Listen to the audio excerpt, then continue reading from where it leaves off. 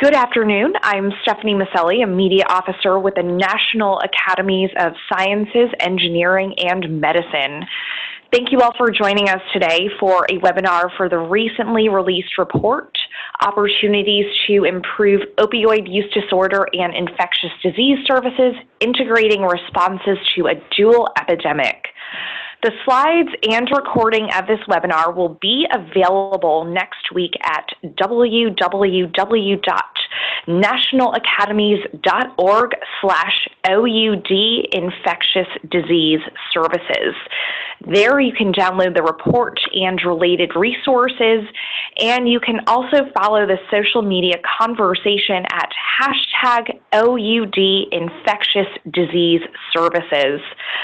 For those of you who are not familiar with the U.S. National Academies of Sciences, Engineering, and Medicine, we are private, nonprofit institutions that provide independent, objective analysis and advice to the U.S. to solve complex problems and inform public policy decisions related to science, technology, and medicine.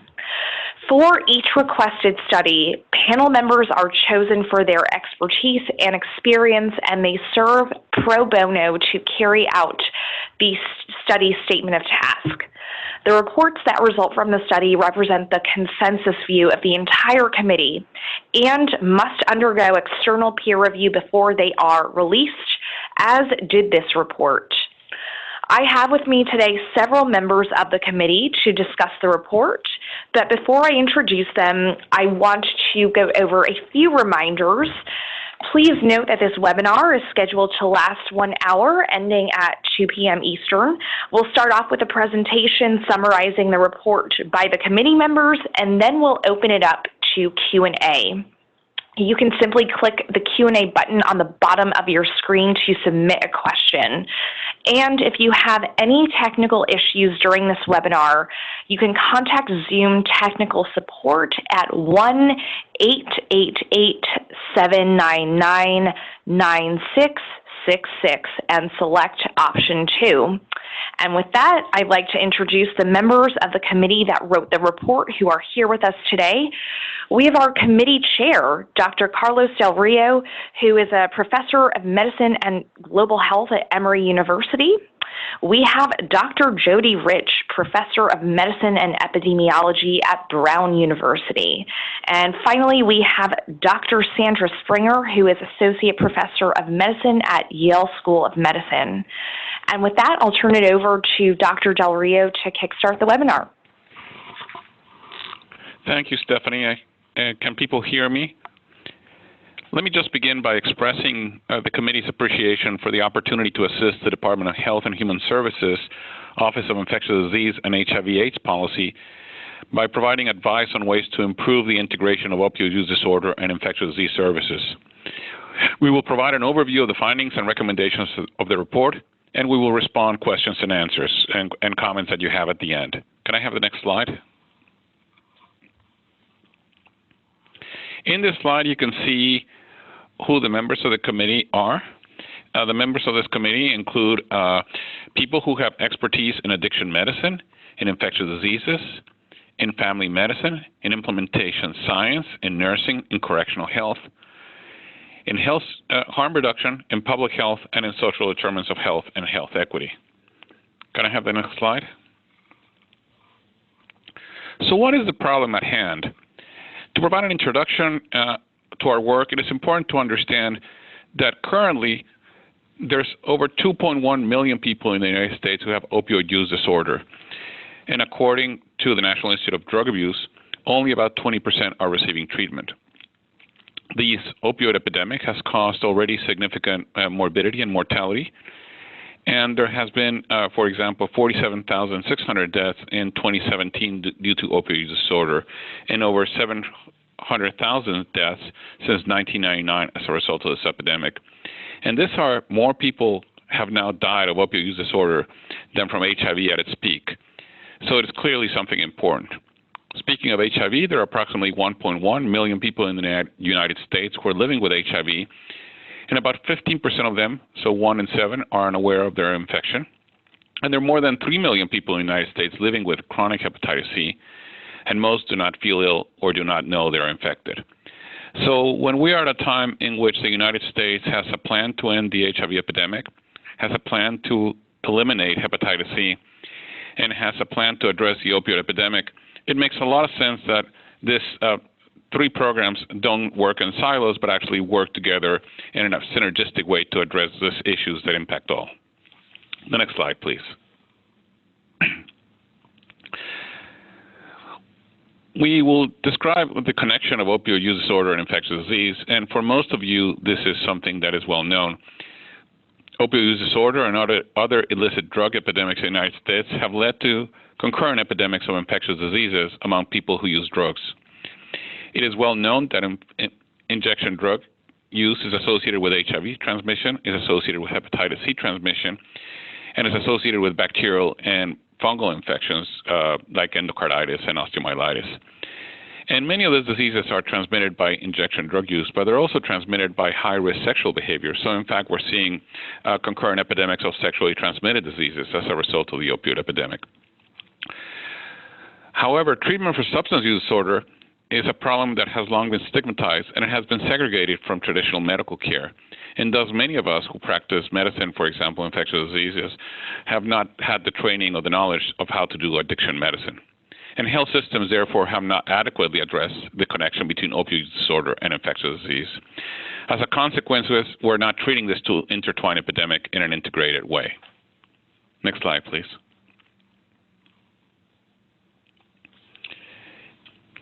In this slide, you can see what the issues are like in the United States. In 2018, the CDC identified counties at high risk of HIV and HCV outbreaks among persons who inject drugs. And as you can see in this map of the United States, in green you have states that are at high risk of experiencing outbreaks of hepatitis C and HIV due to injection drug use. And in pink, you have the 220 counties that CDC identified as most likely to be counties where this outbreak will occur. But in many of these places, we don't have co-located infectious disease services. And therefore, there's a need to be able to integrate at the sites treatment for infectious disease and opioid use disorder. And this can happen in a variety of different ways. Most of these many of these places are not in cities, but in rural counties, and that has implications for workforce. The next slide, please. When the sponsoring agency, the Office of Infectious Disease and HIV/AIDS Policy in HHS, asked the Institute of Medicine to develop this report, it did so because this office is responsible for the National HIV/AIDS Strategy and the National Viral Hepatitis Action Plan and the Federally Sexually Transmitted Federal Action Plan. And it sits in the Office of the Assistant Secretary of Health, which is responsible for coordinating HHS efforts across the administration to fight the opioid epidemic. When the National Academies does a report, there's a statement of task, and the statement of task very clearly defines what the report is to cover. And for this specific report, there were 4 points in the statement of task. And the statement of task addresses the following. Number 1, identifying and highlighting programs that are achieving integration. To conduct a review of selected programs to assess the extent to which the opioid and infectious disease prevention programs are integrating the services they provide. To identify and highlight barriers to integration and suggest strategies to address these barriers. And to provide conclusions and recommendations to inform existing and future projects and promote patient-centered integrated programs to address the opioids and infectious disease epidemics. Can I have the next slide? The committee held a total of 3 public meetings. And in those meetings, the first one was a meeting with HHS to learn about the ongoing efforts they were doing. And there were 2 informational gathering meetings, one in May and one in June, in which the committee received input from a variety of invited experts and selected programs, and then had deliberations to discuss what we had learned. We also conducted a thorough literature search, and then a review was prepared, who then was sent out to external peer review by ed experts, and those experts are independent and they mirror the committee's expertise, in other words, health policy, harm reduction, substance use disorder, infectious disease research, etc. They provide feedback to the committee, suggestions and critiques, and then the committee responded in order to strengthen the report. The next one.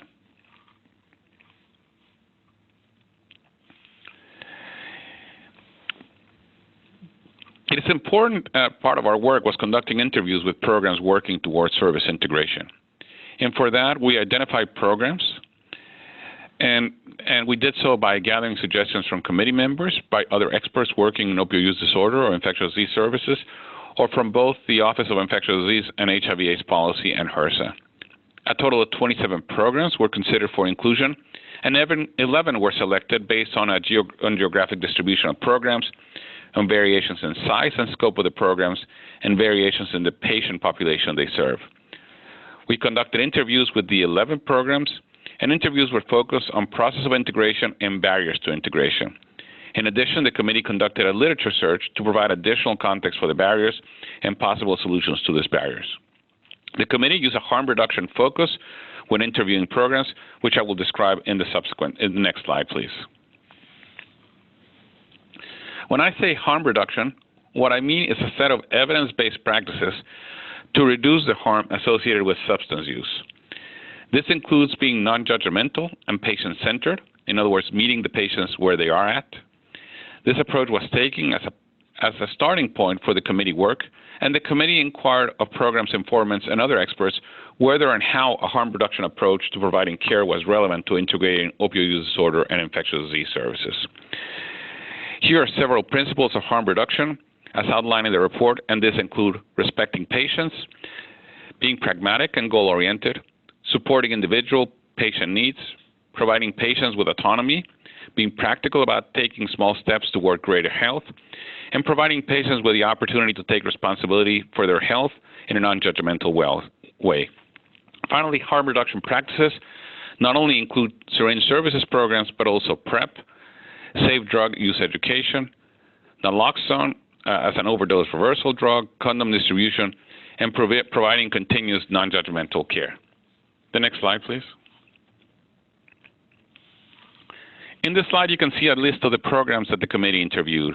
As I mentioned, the committee wanted to find diversity in the degree of integration between opioid disorder and infectious disease services, geographic distribution, and diversity in the type of services offered. So thus, some programs were community health center programs, others were public health department programs, and others were focused on serving criminal justice involved patients. The committee would like to express gratitude to the programs and the representatives who gave off their time to participate and who provided information and insights into the committee and into the report. I would like now to turn the presentation over to Dr. Sandra Springer, who will take it from here. Dr. Springer? Thank you, Carlos. And the next slide, please. Now I'm going to go over the committee's approach to how we evaluated the programs on integration of infectious disease and opiate use disorder. As shown here in this slide, we used the SAMHSA-HRSA Center for Integrated Health Solutions standard framework for levels of integrated healthcare as a starting point. On this slide, we show you a schematic of this framework. And the framework makes distinctions specifically between differences in coordinated care, co-located care, and integrated models of care, with examples of how different units within an organization or across multiple organizations might be organized when providing care. So for instance, on the left-hand part of the schematic, there's a representation of what coordinated care could be in two different levels, where this could represent two healthcare delivery units that might have separate electronic medical records. They may communicate about shared patients and meet as part of a larger community. While on the right-hand side of the schematic would be representations of examples of fully integrated systems that would have the same facility, consistent communication, a shared vision, formal and informal, meetings supporting integration, potentially electronic medical records merged, and roles and cultures that blur or blend. The next slide, please.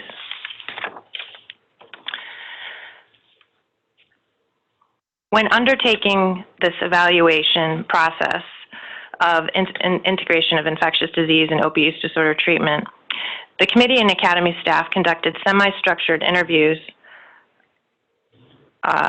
and we used questions, as I highlighted here, that in this slide, that discussed several characteristics, including general program characteristics, like business model, program history, funding, and facilities, as well as questions regarding specific clinical characteristics like their staffing, structure, their methods for evaluation, data sharing, training, treatment plans, clinical interventions, and their clinical workforce, as well as questions regarding the culture of the organization and how the culture permitted integration or served as a potential barrier to integration. This included questions regarding leadership or a champion in the program, flexibility, their philosophy on harm reduction and medication treatment for opioid use disorder, and their communication practices. And finally, and importantly, we asked the programs about barriers and potential external factors that could have impacted this integration model. Next slide, please. So the committee's report, as released today, is organized into 3 chapters.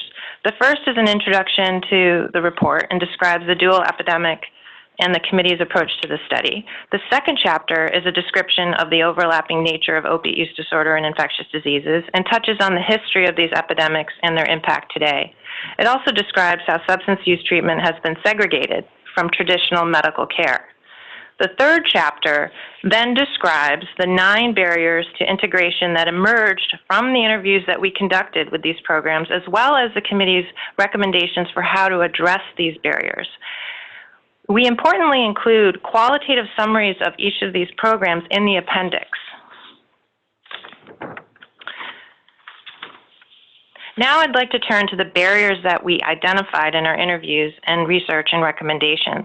But please note that not all of our report recommendations are included in this presentation due to time limitations, and some recommendations have been condensed for space considerations.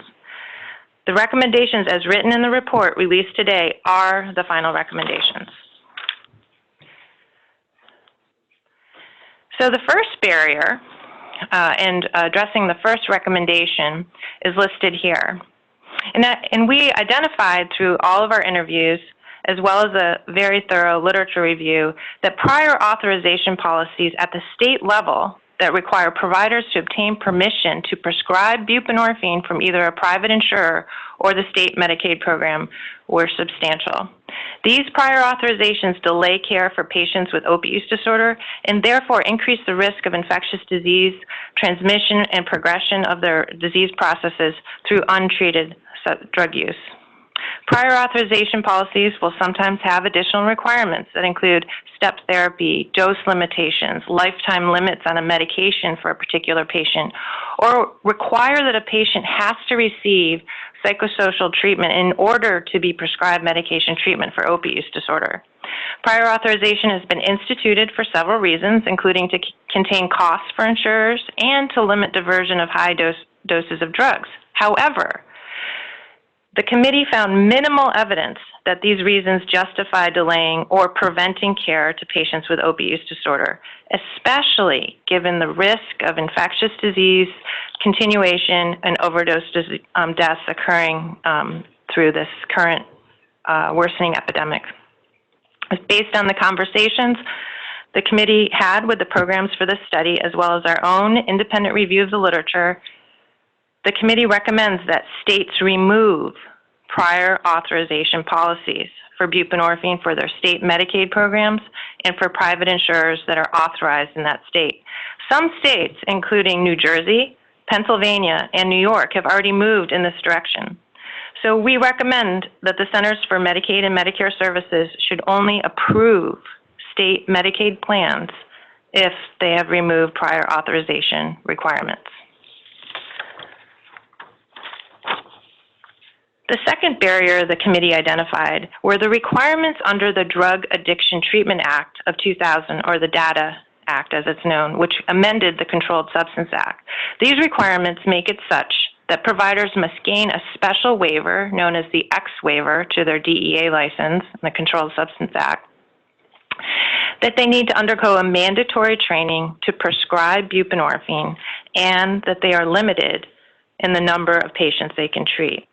This policy may have been well-intentioned, but given the scale of the opioid crisis and intertwining infectious disease epidemics, the committee found evidence that removing these requirements would incentivize more providers to begin treating opiate use disorder and infectious disease in an integrated way.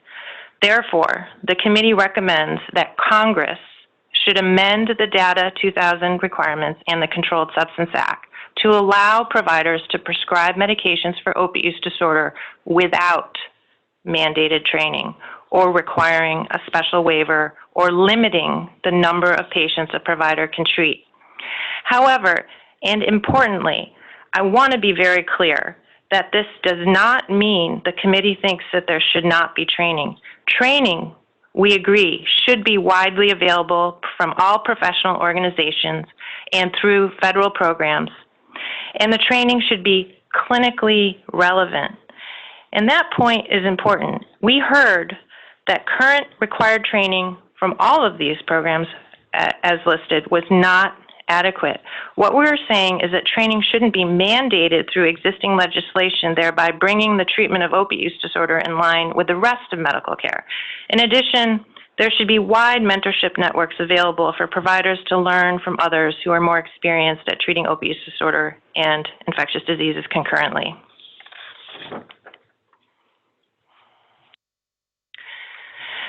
A third barrier that was identified in this report was the same-day billing restrictions. Some states have in place these restrictions, and one issue that programs reported as undermining integration was the state restrictions on billing for both behavioral and physical health care visits on the same day, referred to as same-day billing.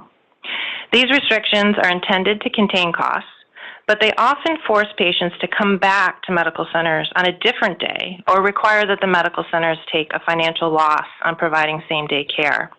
Many state Medicaid programs and private insurers have already taken steps to remove same-day billing restrictions.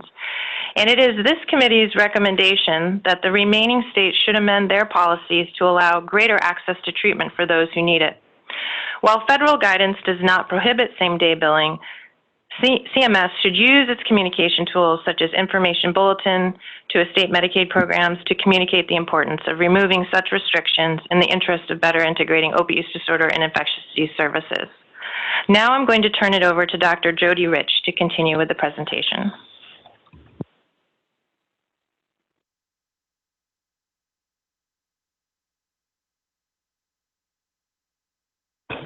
Thank you, Dr. Springer.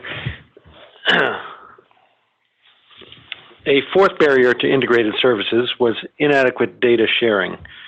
Program informants told us that there were difficulties in making sure that all providers had the necessary information about patients, especially when it comes to substance use information. Part of this problem was structural in that not all programs had enough integration between their substance use and infectious disease treatment programs to share their electronic medical records. But another problem was regarding federal laws surrounding substance use information privacy. This includes 42 CFR Part 2, which is a regulation that places strong protection around patients' substance use information such that it can't be shared without explicit patient consent. Protecting patients' confidentiality is critical in these highly stigmatized conditions, but also it's critical that there's adequate data sharing to truly integrate care. While 42 CFR Part 2 has undergone revision in recent years, the committee heard that there's still confusion regarding the regulation, such as when does it apply and when does it not apply, and how it interacts with the Health Insurance Portability and Accountability Act, or HIPAA. There is significant debate about whether and how changing this regulation would jeopardize patient privacy or allow providers to deliver more coordinated, effective, integrated care. The committee's recommendation is that SAMHSA engage with patients, advocacy groups, the general public, and legal experts to determine the benefits and costs of changing the 42 CFR Part 2. This would include determining the level of consent needed to share information about substance use between providers, as well as aligning 42 CFR Part 2 with HIPAA in a more direct way. The fifth barrier was stigma. Stigma came up frequently as a barrier to integrated care, both in interviews with informants as well as in our literature review. The committee focused in particular on stigma perpetuated by the medical system, as it can be a deterrent for patients who otherwise need access to care. The committee recommends that SAMHSA supports multi-level, sustainable, evidence-based, and measurable interventions to reduce stigma in clinical settings. The goal of this would be to create care environments where patients with opioid use disorder and infectious disease feel respected and cared for from the moment they get to the front desk of a clinic to the moment they leave.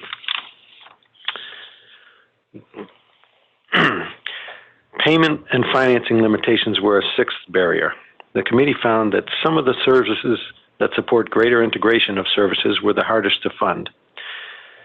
This included harm reduction services like syringe service programs, case management for patients with co-occurring opioid use disorder and infectious diseases, telemedicine approaches in rural areas, and peer recovery counselors who are widely viewed as indispensable but are hard to fund through existing mechanisms. The committee drew parallels to the beginning of the HIV/AIDS epidemic in the 80s and 90s. In terms of scale, the opioid and infectious disease epidemics today cause a great deal of suffering, and because they are so connected, they require a comprehensive response. The committee recommends that Congress authorize and appropriate funding to HRSA in order to comprehensively address the needs of low-income, uninsured, or underinsured individuals with co-occurring opioid use disorder and infectious diseases. Importantly, this effort should focus on prevention and treatment, as well as wraparound services that address the social determinants of health. The effort should have clear metrics of success, and supported programs should report those metrics. Any newly implemented services should be premised on the idea that preventing and treating opioid use disorder is fundamental to preventing and treating infectious disease. This could be done by leveraging existing programs and resources or expanding into new programmatic capabilities.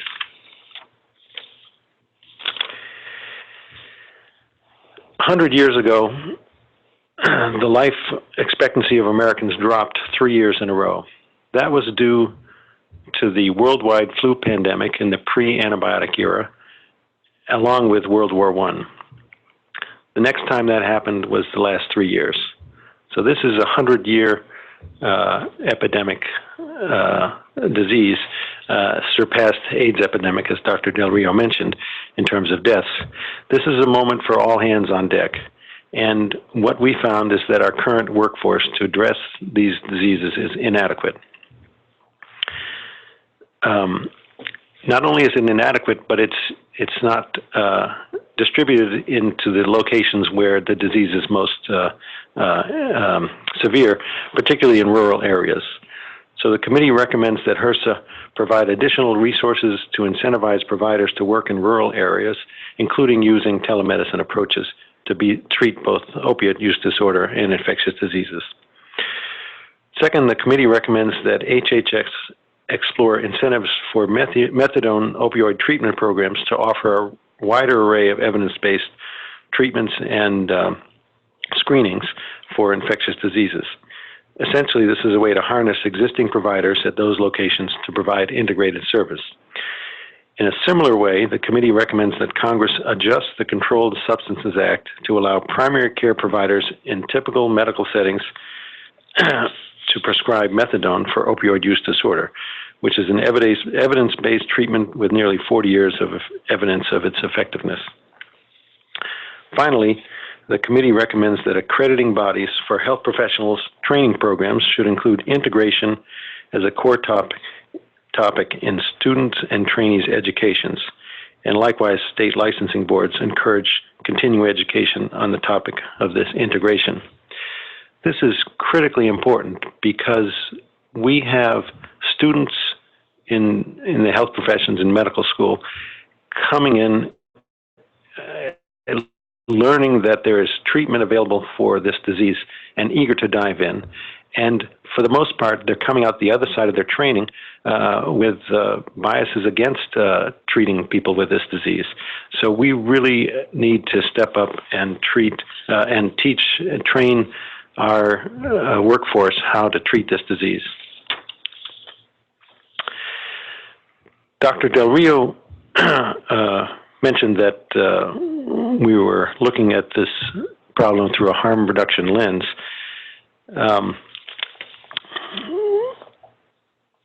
The hallmark of and cornerstone of harm reduction has been syringe service programs. Unfortunately, these highly effective programs are hamstrung by current limitations. In particular, federal dollars cannot be used to purchase syringes at syringe service programs. And furthermore, some states have complete bans on syringe service programs altogether, or allow them in very limited settings. The main investment our society has made in addressing the addiction problem in our country over the last 4 decades has been through the criminal justice system, through criminalizing drug use. As a result, many people with addiction and related infectious diseases end up incarcerated and involved in the criminal justice system. So the committee recommends that correctional facilities offer evidence-based screening and treatment for both opioid use disorder and infectious diseases. Because treatment can be expensive, correctional facilities may not be able to shoulder this financial burden alone, and therefore may not even screen for infectious diseases unless they are supported by their respective jurisdictions. Second, states should fund reentry services.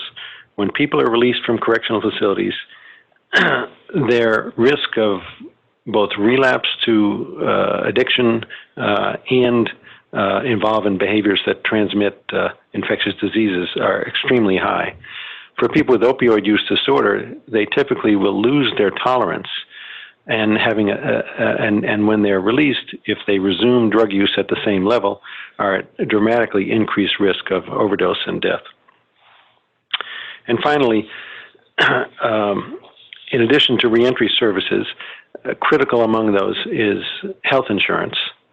And states should adjust their Medicaid policies so that individuals who qualify for Medicaid are automatically re-enrolled at the time of release. Some states have already done this, and the remaining states should follow suit. And I would point out that it's not just having an appointment to follow up with treatment in the community, and it's not just having insurance, it's also having transportation and housing and a whole slew of other support services to harness the public health benefits of this intervention. So, as I hope we've made clear, there are many opportunities to better integrate services for opioid use disorder and infectious diseases. Our health system has not achieved this yet, but it can. This report indicates that it'll take many actors and stakeholders to do their part to better ensure that opioid use disorders and infectious disease services are provided in the most integrated and comprehensive way. Given the human toll of this epidemic, they demand action now. Again, the committee appreciates the opportunity to assist the Department of Health and Human Services Office of Infectious Disease and HIV/AIDS Policy, and hopes that our recommendations will be helpful to them and others as they carry out their work to address the opioid and infectious disease epidemics. This concludes our formal presentation.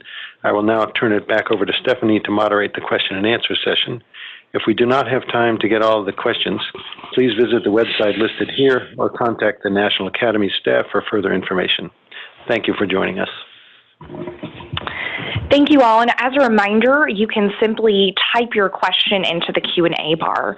So our first question goes out to Dr. Del Rio. Going back to your interviews of 11 programs, why did that not include any organizations in the states that are hardest hit by both epidemics, for example, Tennessee and West Virginia?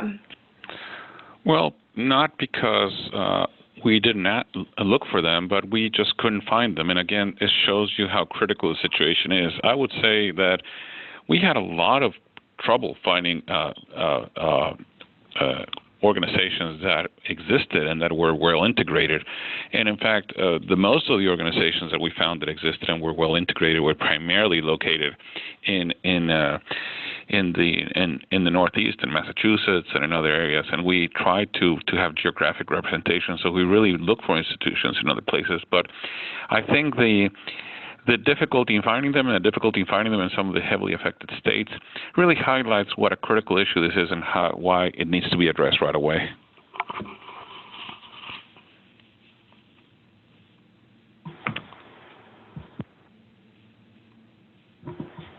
Thank you. The next question is for Dr. Rich.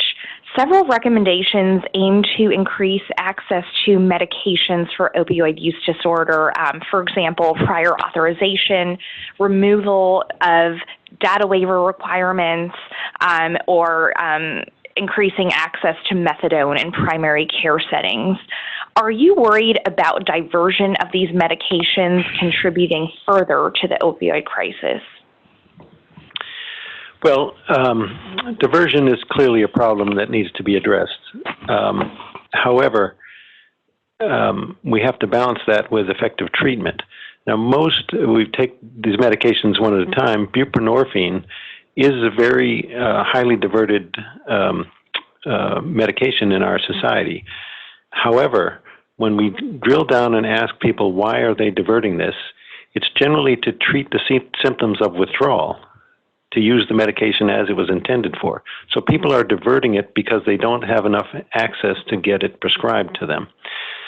When we ask them if they want to go and get high, or they don't go to buprenorphine, they go to heroin or some other agonist opiate.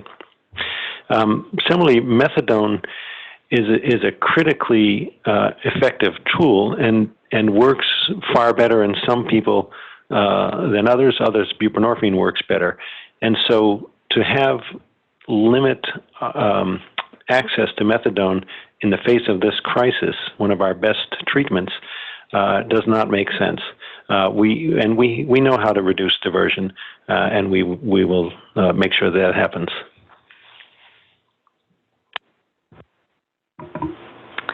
Thank you.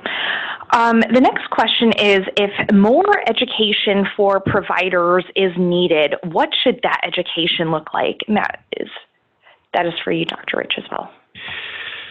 So, you can think about people learning how to drive. They go to driving school, and then they get their learner's permit, and they really learn how to drive when they start driving. They can learn a lot about it beforehand. So to me, the critical point, and thinking in terms of medical residents or physicians as they're doing their residency, that to me is the highest need area, and not just physicians, but physician assistants and nurse practitioners who can also prescribe buprenorphine. If we can teach them how to recognize this disease and how to prescribe it and see the benefits in their patients, they will go on to a career of using it. If we squander that opportunity and don't teach them how to prescribe this, they will avoid it and think that these are challenging patients that take up a lot of time. In fact, I found it extremely rewarding to take care of patients with this disease once you have effective tools. I would also add to that, this is Carlos, I would add to that in most medical schools, and certainly most residencies, whether it's medicine or pediatrics or family medicine, almost nothing is being done to train people on pain control and addiction medicine. And therefore, there's a lot that can happen and can be done to really train people adequately in how to prescribe opioids and how to manage addiction and how to do this in an appropriate way. Most physicians don't want to do it because they don't know how to do it. And I think we need to start by teaching people how to do it. Dr. Springer, the next question is for you. Much of the focus of this report looks at what can be done with regards to substance use treatment and harm reduction services. What can Congress and federal officials do with regards to federal infectious disease programs to assist in ending these endemics?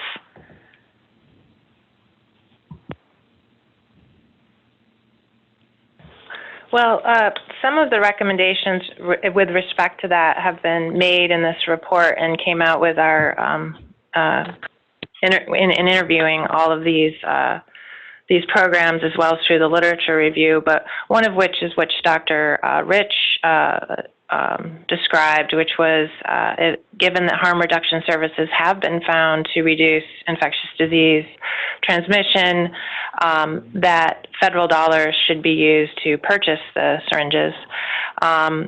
Also, other information regarding we made in the report too was allowing methadone to be prescribed by primary care providers as well. and that it's really important to be able to integrate substance use disorder treatment within infectious disease treatment programs. And Dr. Rich, you wanted to add? I would just expound on that to say these infectious disease treatment is funded in a silo pretty much, and addiction treatment is funded in a silo as well. And that creates these silos of care. And so the challenge is really to bring them together. So think about how we're funding infectious disease training and treatment, and try and incorporate addiction treatment into that. Thank you. You interviewed 11 programs at various levels of integration, and so many of them are doing interesting things. Is there a way that they can share knowledge with each other? Did you make recommendations as to how they could tap into each other's experiences? First of all, I would point out that we looked through all our networks and scoured the country for programs that have integrated services at all, and let alone doing it well. And we found very, very few. So I think that's telling in itself that this is something that we need to create the fertile environment for integration to occur and for patients to have better outcomes.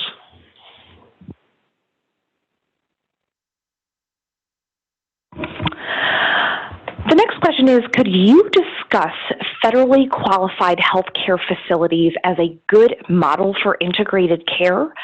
Perhaps address the co-occurring mental health needs with this high-risk population as well? Yeah, this is Sandy Springer. Yeah, so we have good evidence to support that federally qualified health centers are very good programs to integrate mental health services with infectious disease and substance use disorder treatment and other social determinants of health, and one of which is programs that provide HIV care through the Ryan White Care Program Act, which provided funding to provide those wraparound services in addition to HIV-directed care.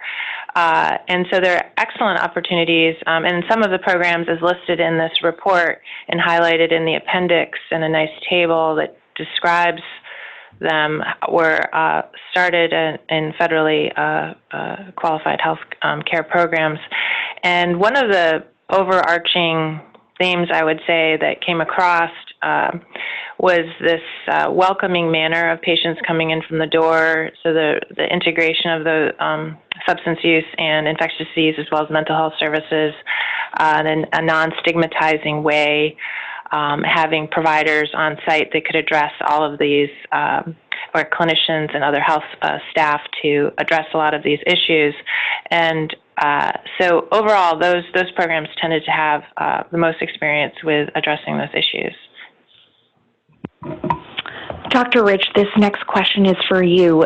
Do you worry that most physicians do not know how to prescribe methadone safely for pain, and that if primary care physicians have the ability to write for it, that more harm will occur? Well, right now, primary care, all physicians who are licensed with the DEA have the ability to prescribe methadone for pain. And that was done more frequently in past decades, and there was diversion and there was problems with that. Though that prescribing has reduced dramatically, so most methadone now is only available through methadone treatment programs. Clearly, this is an area that needs experienced clinicians, so training is going to be an important part of that. However, we have many counties throughout the country that have no buprenorphine prescribers, let alone methadone prescribers or methadone programs.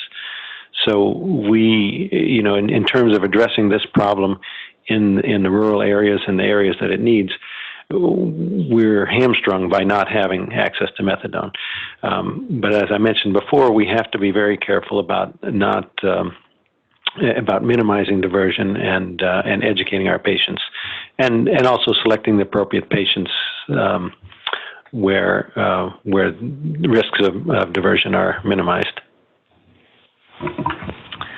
Dr. Del Rio, this question is for you. Why didn't you consider methamphetamine injection, which is fast becoming as large and widespread of an epidemic, with many of the same connections with infectious diseases as highlighted in your report?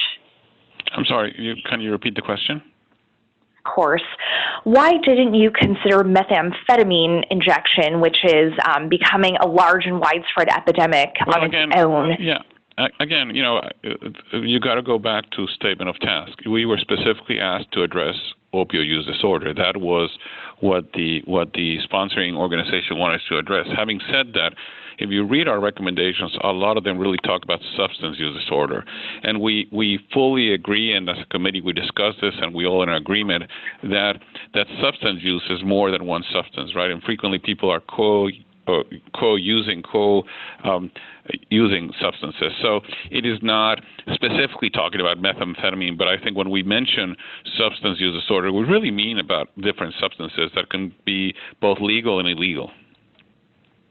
And I would add to that, we do address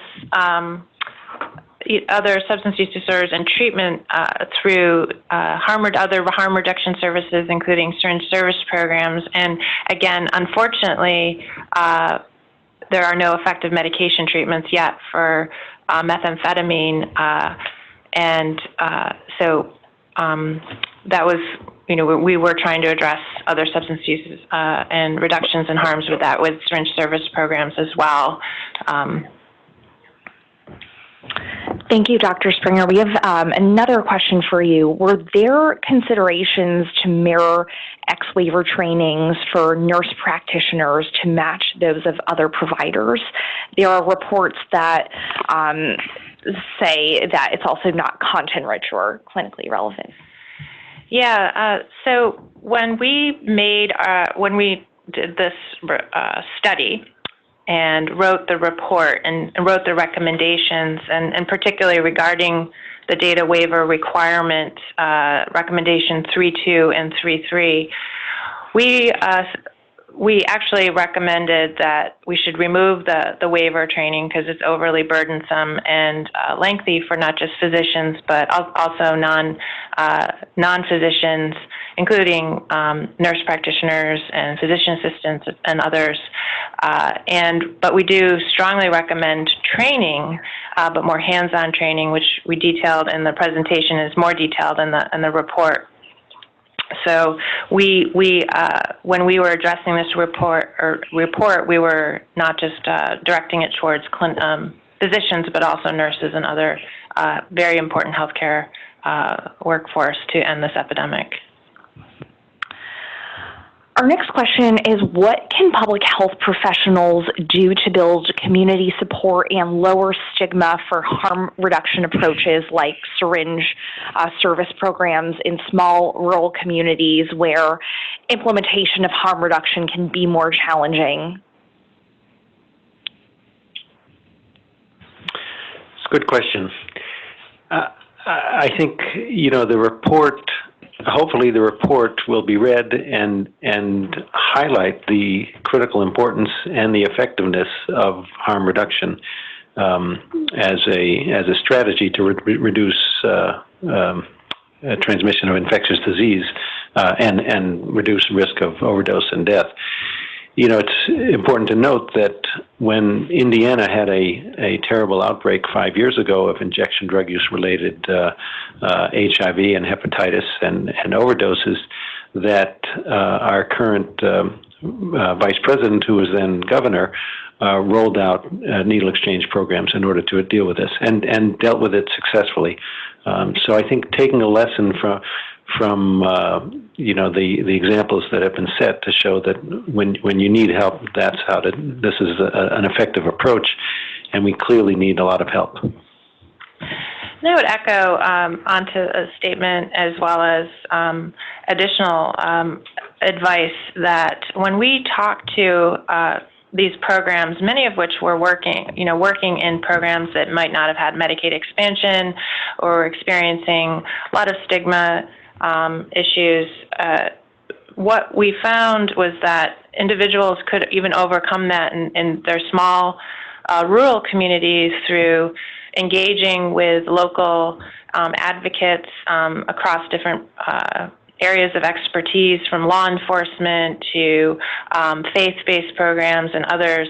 And one of our committee members, who is not here with us today, reported yesterday, who works in Kentucky, that really overcoming a lot of those barriers and advocating and initiating medication treatment and syringe service programs in those areas by working at local levels. So it can be done, and I think from the stigma aspect, as we represented in this report and commented on and have specific recommendations here and listed in more detail within the report itself, that integration itself of treatment actually reduces stigma, allowing patients to feel more comfortable talking about their routine medical problems, as well as feeling comfortable to talk about substance use disorders evidenced in primary care programs, and just from a top-down level, exhibiting the destigmatizing language, person-first language, all the way down through working locally with programs at all aspects of where patients may come in contact with someone regarding their substance use disorder. I would just add that in many of the harder hit areas, it's including Rhode Island and Appalachia, much of New England, it's hard to find a family that has not been impacted by this disease. And so on the one hand, some abstract idea about opposed to harm reduction interventions in the abstract is different when you've actually been impacted in your own family or your friends or neighbors. And so there's an opportunity for education to really turn that around. And as Dr. Springer mentioned, that's happened in Kentucky, which is wonderful, not so much in other places. So I think there is hope.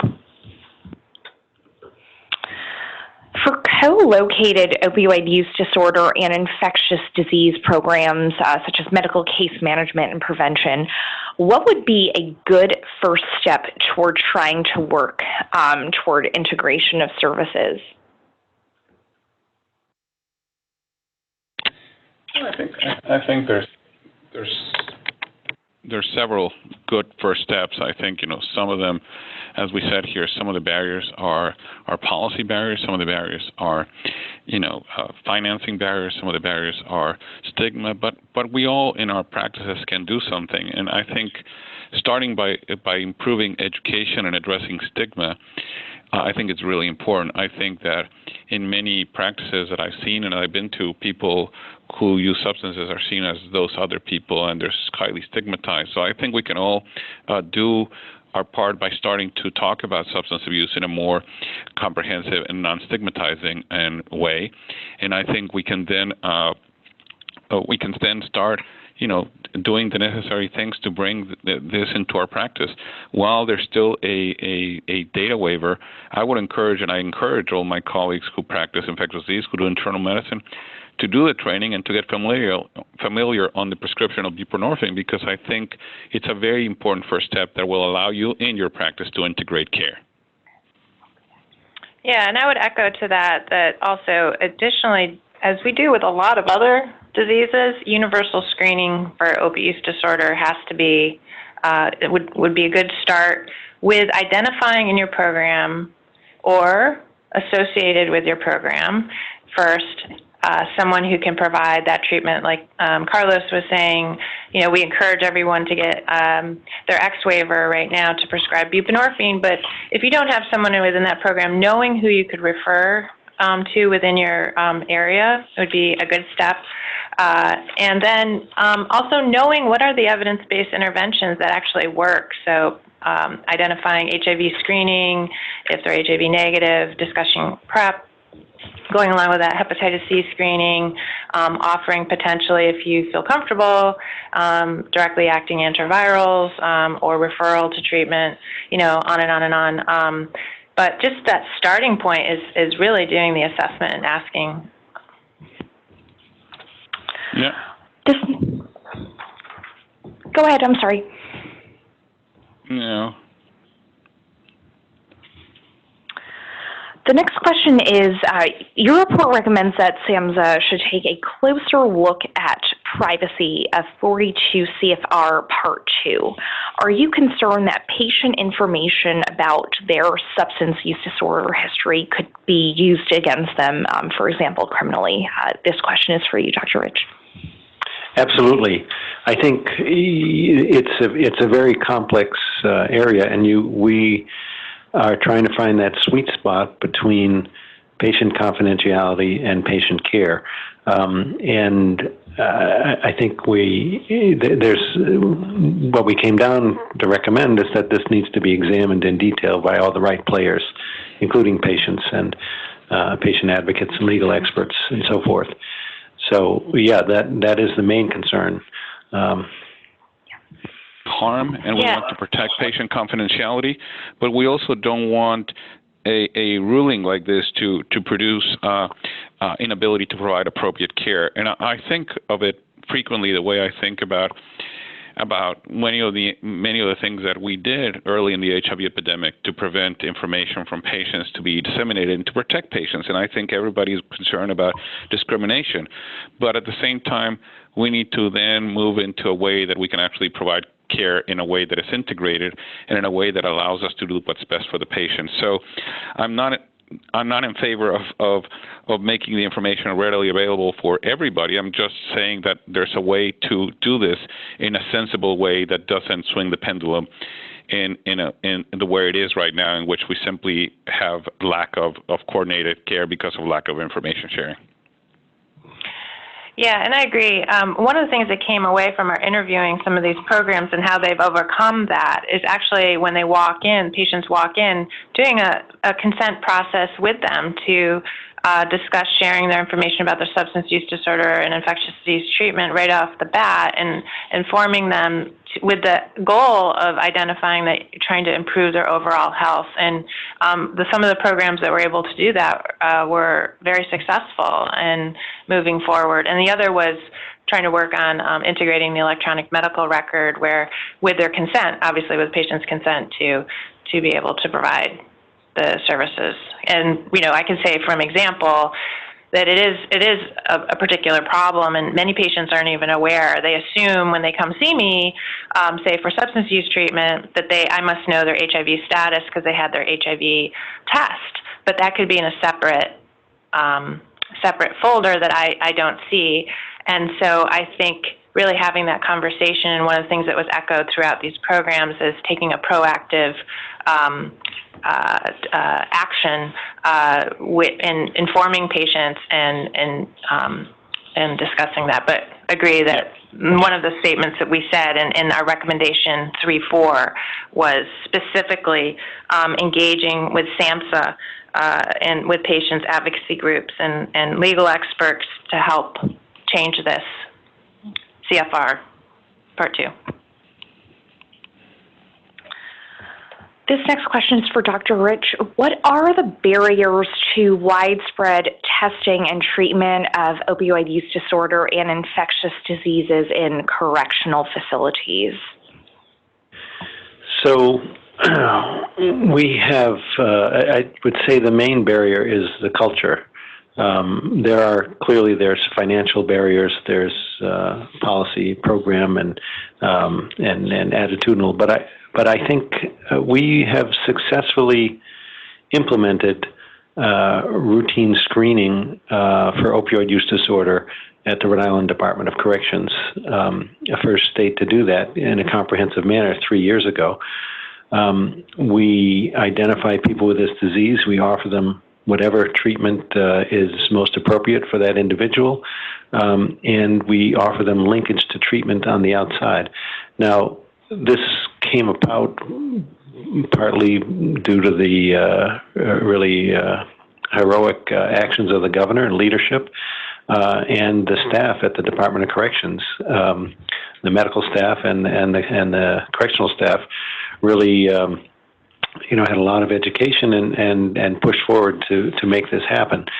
There is concern about diversion, and there's concern about what happens to people after they're released. But in the first year of this implementation, there was a dramatic drop in overdose deaths, coincident with starting this program. So that actually led to several, was introduced in several lawsuits. And so I think, in part, to implement this, it has to be local, because if you don't have methadone availability in the community, there's no point in starting someone on methadone when they're locked up if they can't get it on the outside.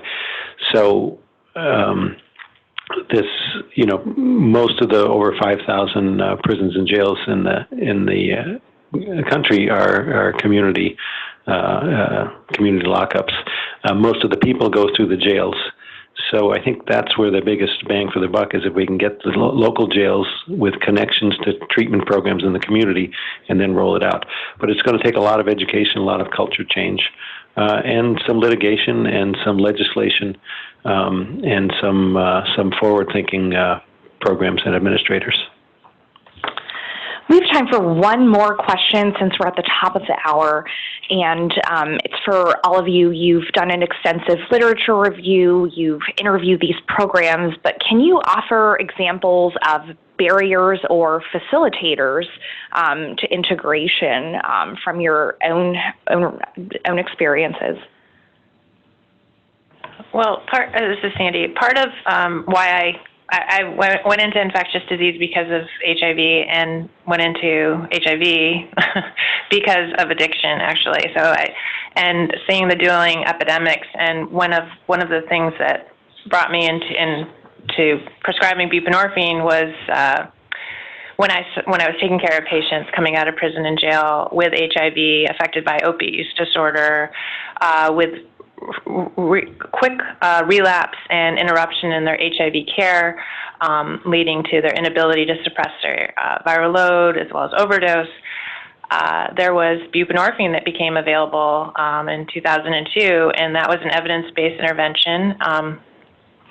And I found that by offering buprenorphine to people as they're coming out of prison and jail, as well as in my HIV clinic in the community, that helped people obtain a normal life, as they quoted, and they were able to adhere to their antiretroviral therapy and achieve viral suppression, so taking care of their HIV as well as their substance use disorder. And what happened in our clinic was that they allowed me to do that. And then through doing that, and through seeing the effects of that, more people came on board with getting their waiver training, and trainees who I work with now see the effects of that. So I think having a positive environment was really helpful. Barriers, as Carlos and Jody have stated, as well as the people that we interviewed, stigma is still a major barrier in the medical community, including colleagues of mine. So. But I would say also that what I find impressive is as Sandy was saying, is nowadays we have a number of young people, whether it's residents, whether it's fellows in infectious disease, whether it's young faculty, who are really interested in doing this and really are moving forward. And I can mention several of them who I'm impressed about how much they've been able to accomplish in little time. And one example of somebody like that is Dr. Ellen Eaton, who actually was part of the committee as a National Academy of Medicine Gilbert Oman Fellow. And she is a young faculty at University of Alabama who is really taken on with this and made it her passion. So I think I see a lot of hope, because those young people, just like myself at the beginning of the AIDS epidemic, we got involved in HIV because it was fascinating, it was new, and it gave us an opportunity. I think this is the HIV of this generation, and I think many people who are young and in training right now are going to make a difference. So I'm very hopeful that it's up to young people really to change the world, and changing the management of opioid use disorder, changing the way we have approached in the medical community opioid use disorder and substance abuse care, will change dramatically because they will lead the change. I would just echo that. We came up in the era of HIV, which was a deadly epidemic, killing young people at unprecedented rates, and there's a feeling of deja vu. And yet, with the Ryan White Care Act giving us the ability to do comprehensive care using whatever kind of means we needed to take the best care of our patients, really allowed us to have tremendous successes. And we're, on the one hand, we're in a worse epidemic now. On the other hand, we have better tools than we had starting out with the HIV epidemic. So I think we know what we need to do. We just need to press forward. Thank you, everyone. And it looks like those are all the questions we have time for today. We have several people join today's webinar, so I do apologize if we didn't get to your question. Once you exit this webinar, you'll be redirected to our report page. And again, the slides and recording of this webinar will be available there within the week. I'd like to thank our speakers from our committee, and thank you all again for spending your afternoon with us.